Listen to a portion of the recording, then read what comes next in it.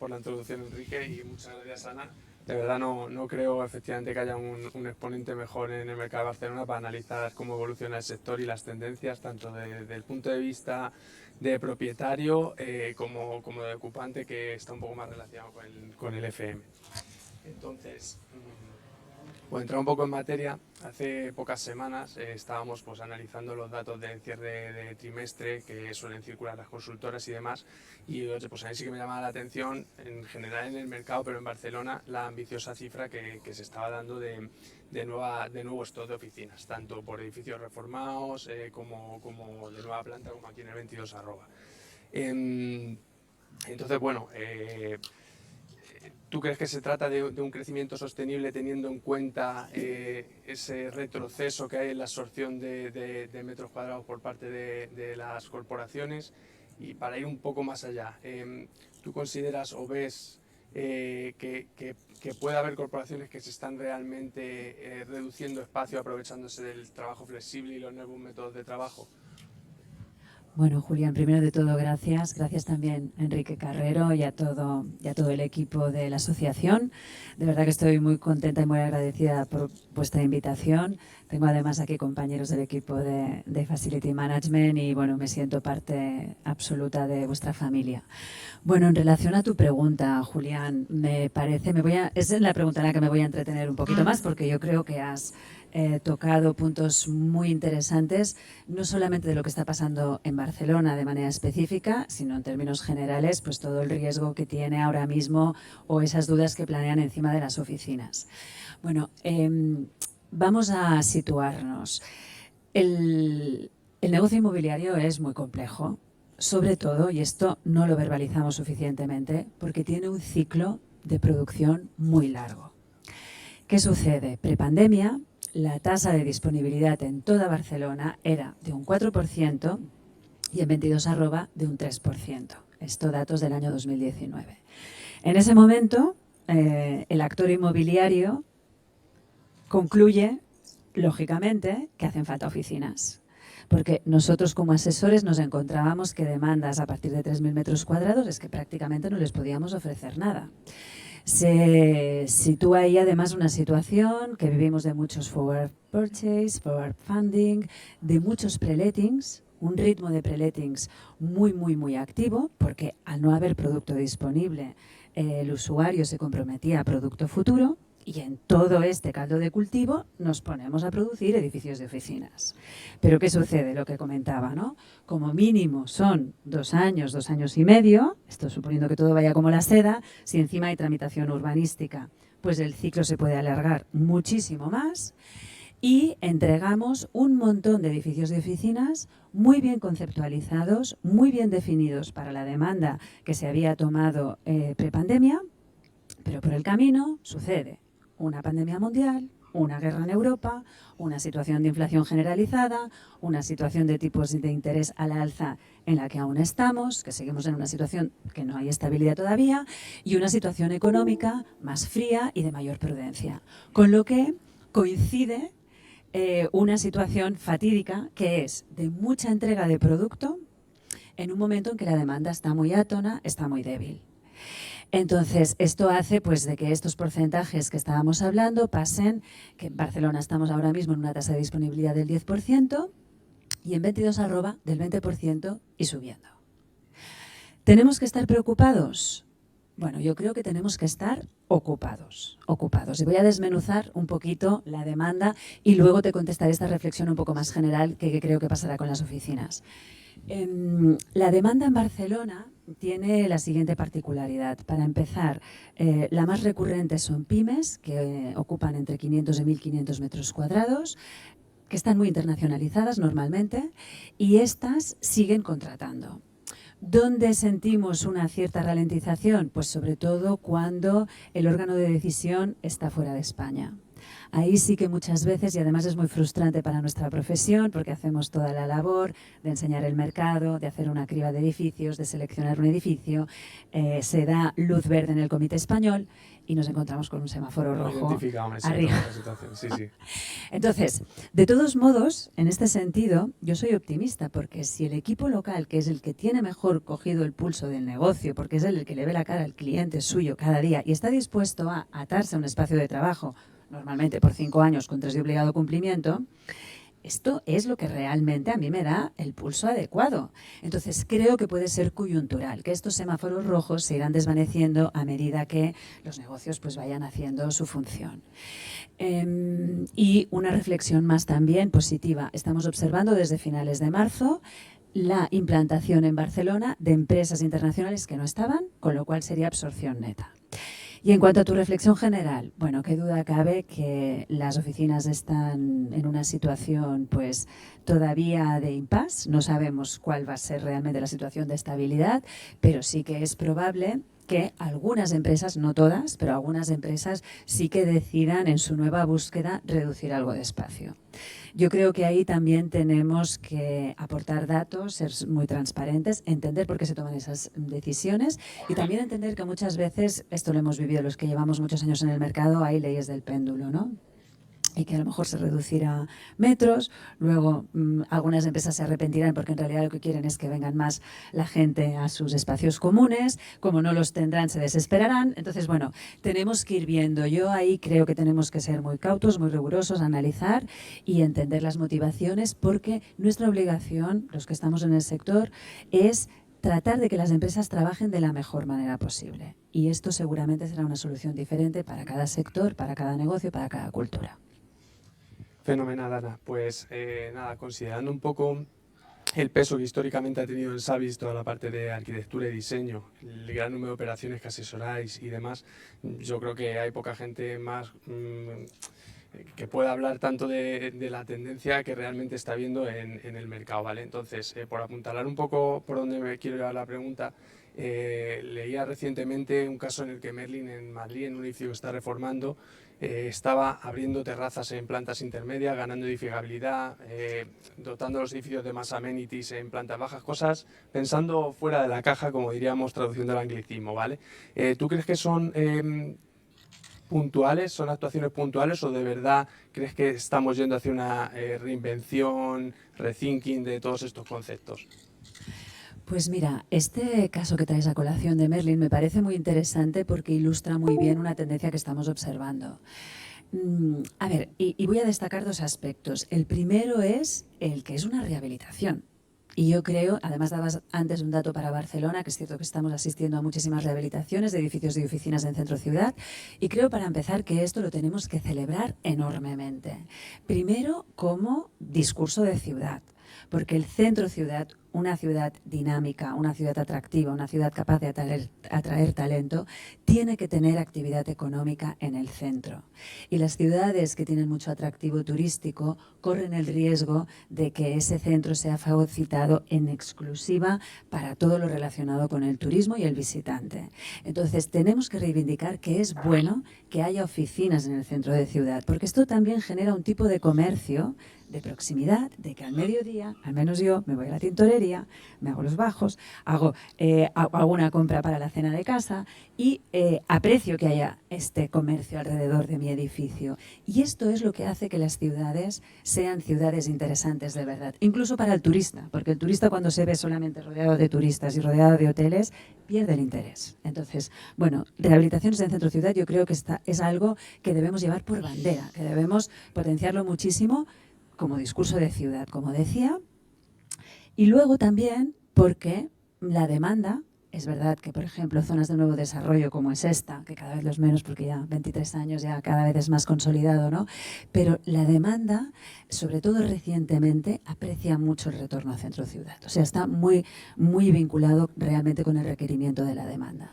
Y en cuanto ya entrando más, ¿no?, a esta decisión que puede parecer arriesgada, ¿no?, que es la de sacrificar metros cuadrados para hacer otro tipo de cosas, pero reducir superficie alquilable, esto, pues bueno, parece que sea un anatema, ¿no? Como que no pueda ser, porque el Excel siempre me arrojará más rentabilidad cuanta más superficie alquilable tenga. Pero lo cierto es que cada vez tenemos más evidencias en nuestras manos que aquellos edificios, como es el caso que tú comentabas, que por supuesto apuestan por terrazas, apuestan por zonas comunes holgadas, apuestan por lugares en los que sean amenities, que den servicio a toda la comunidad de personas, o que traten de dotar de una personalidad al edificio, esos inmuebles se alquilan más rápido, se alquilan a rentas más altas y en periodos recesivos, en periodos fríos, aguantan mejor la tasa de ocupación. Con lo cual, acaban siendo mejor negocio que los edificios que a lo mejor solo se ha primado el sacrificar todas estas cosas alternativas para poder tener más superficie alquilable. Fenomenal. Muy en línea con la pregunta anterior y también con el contexto del evento de adaptación al cambio. Sí que llama la atención y es algo que me gustaría comentar contigo, el tirón que está teniendo especialmente en los trimestres atrás los activos de clase A. A mí se me ocurren muchas razones, pero bueno, desde un punto de vista más facility management, yo creo que puede haber cierto componente del compromiso que tienen las corporaciones cada vez más creciente con el tema sostenibilidad, ESG, también dotar de buenos espacios a los empleados, al cliente interno. No sé cómo lo veis desde Savills. Sí, absolutamente. Yo te diría que hay dos vectores desde el punto de vista del usuario, que es el que tú hacías referencia, y de luego también me referiré al punto de vista del inversor. Pero el usuario, sin lugar a dudas, las grandes corporaciones están ya dentro de sus requerimientos básicos tener que alquilar en edificios que sean clase A, ¿no? Que no solamente ya tengan certificaciones, sino que incluso la propiedad de ese edificio tenga un plan de descarbonización.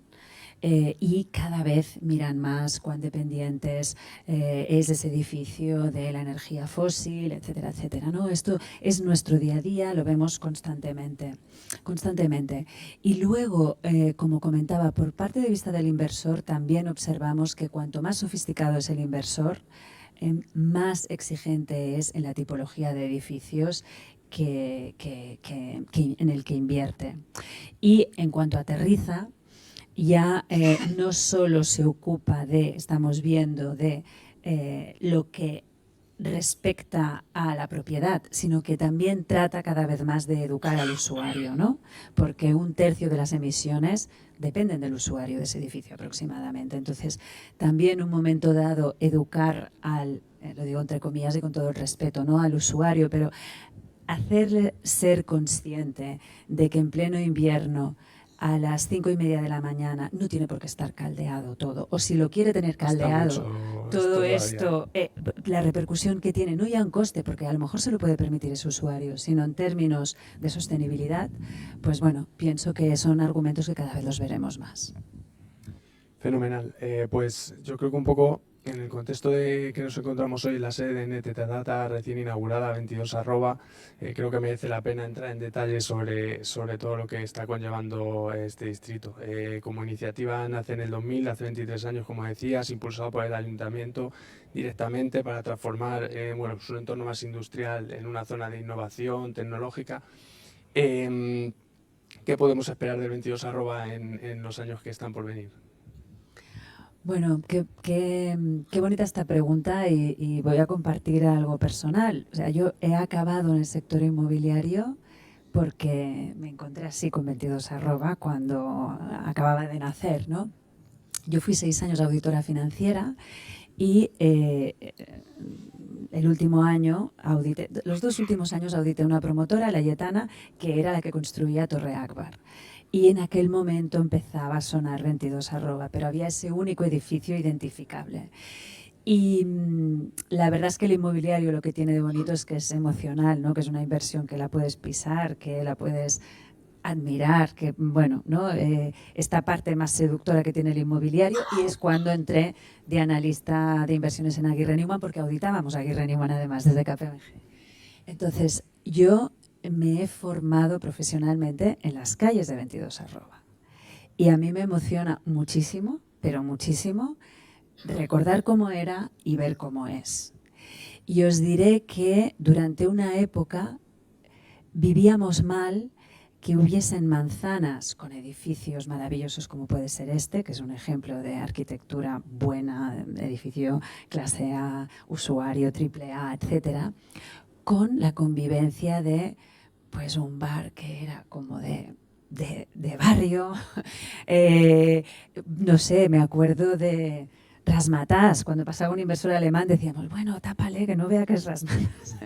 Y fijaros cómo ha cambiado nuestra mentalidad, que ahora justamente lo que valoramos de 22 es que es esta ciudad de mix urbanísticos, que puedes residir, que hay centros culturales, que hay centros educacionales, que hay universidades, que hay residencial, que hay ese comercio de proximidad del que hablábamos, está circunscrito en una ciudad real.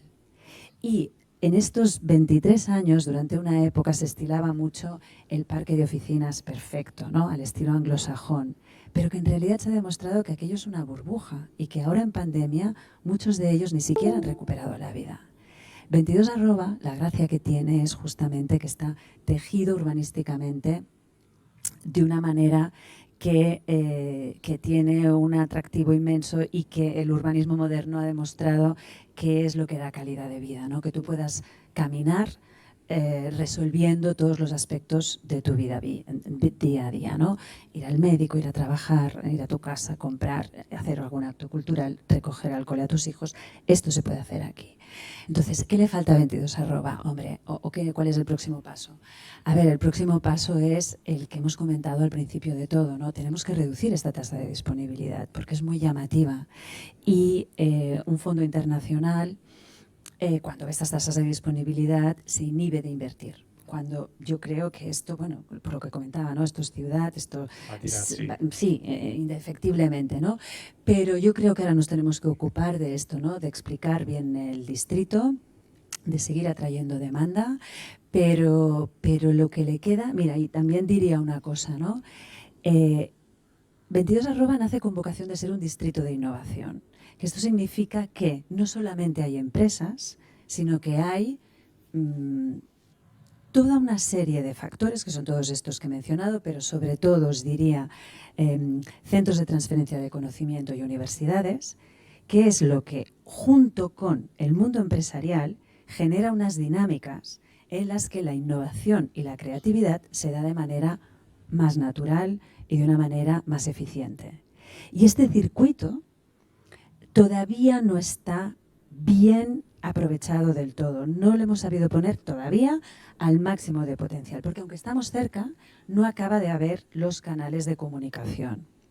Pero esto es a lo que deberíamos aspirar, porque en zonas del mundo como es Israel, como es Estados Unidos, en varios ámbitos, se ha conseguido que realmente haya comunicación entre estos canales, que la condición sine qua non física es que estén cerca, y esto lo tenemos, y ahora falta que se establezcan los canales de comunicación adecuados.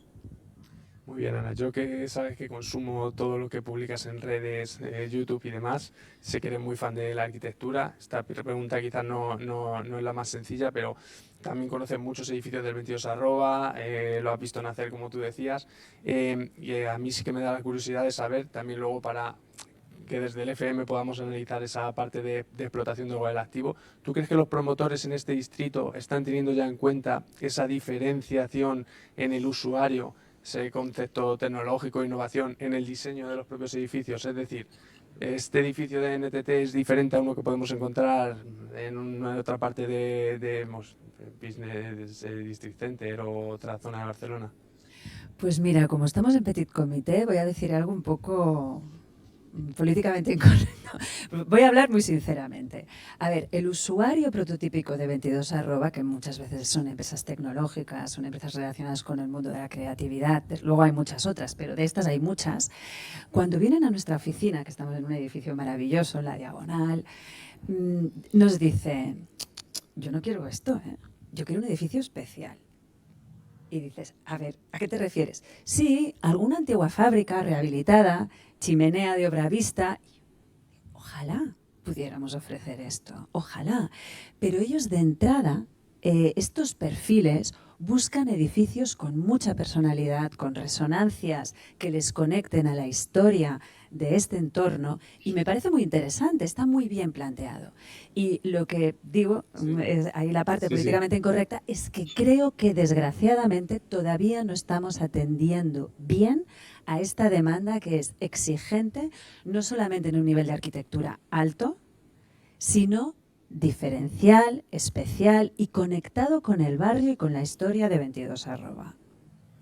Esto hay algunos ejemplos, pero en términos generales se siguen haciendo edificios que podrían estar en cualquier otra ciudad. Edificios de una gran calidad, pero que no están del todo conectados con lo que es 22 arroba. Muy poco inversor. Vale, se nos pasa el tiempo, pero bueno, ya solo queda la pregunta, pregunta de la comisión directamente muy relacionada con el FM, ¿vale? Nos interesaría saber tu opinión sobre la gestión de servicios como un diferenciador del inmueble para los ocupantes. En este contexto que hablamos de cuando las corporaciones están en plena lucha porque la gente vuelva a la oficina y tenga el interés por ir a trabajar a la oficina, ese concepto de gestión de servicios como elemento diferenciador, ¿tu opinión? Bueno, yo creo que en la pregunta está un poco la respuesta y no puedo estar más de acuerdo, yo soy muy fan de vuestra profesión y permitidme que os diga algo, que es que, y lo sabéis perfectamente, ahora va a tener más importancia que nunca, va a ser más exigente que nunca también. O sea, vais a tener las empresas pidiéndoos muchas más cosas, porque muchas empresas nosotros detectamos que están muy preocupadas porque la gente no acaba de volver al ritmo que ellos quisieran al espacio común. Y la labor de FM allí puede tomar muchísima importancia, y creo que es un momento de reivindicar la profesión, de explicar lo que se hace, de explicar que vuestra labor de Facility Manager hace que la gente esté mejor en su puesto de trabajo, en términos de bienestar, y también rinda más, que es un objetivo legítimo de la organización. Entonces, yo por compartir algunos ejemplos que estamos viviendo, en Barcelona tenemos la suerte que últimamente se está concentrando un hub de la industria de los videojuegos. La industria de los videojuegos, estamos poco acostumbrados a hablar de ella en términos económicos, pero es muy pujante, está teniendo unos ritmos de crecimiento muy elevados, son muy exigentes con el talento que contratan, porque es como una mezcla entre talento muy técnico, que son programadores, matemáticos, ingenieros, etcétera, pero también artístico, muchos diseñadores gráficos y muchos artistas directamente, que son los que hacen los argumentos, los personajes, etcétera, y también son muy exigentes con sus espacios de trabajo. Y allí están organizando eventos constantemente, tratando que la gente se vincule al espacio de trabajo. Apunto esta idea de la industria de los videojuegos porque es la que estoy viendo más pionera a la hora de qué hacer con el espacio que compartimos, ¿no? Y vosotros en vuestra profesión creo que allí pues vais a liderar muchos de los objetivos que tienen ahora las organizaciones. Totalmente de acuerdo. Yo tengo varios casos además en Barcelona de activos que gestiono multinacionales, y donde hay equipos de FM más fuertes, de verdad se ha conseguido que la gente tenga más vínculo con el espacio de trabajo. O sea, se nota muchísimo. Pues nada, Ana, muchísimas gracias por tu tiempo y por todas las respuestas. Muchísimas gracias.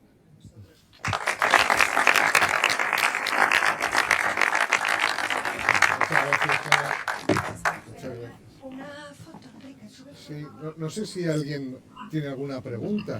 Como no hemos pasado de tiempo, no quiero... No, pero... Seguro que hay muchísimas, porque... Pero si hay alguna, por favor, que no dejemos de hacerla. Yo tengo una. Que sea fácil, Enrique.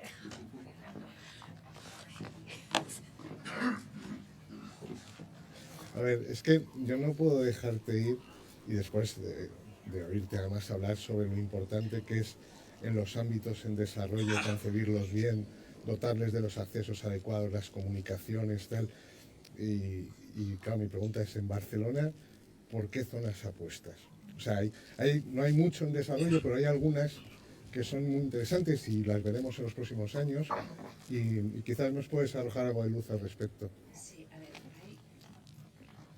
hay dos zonas sobre las que pondría el acento, ¿no?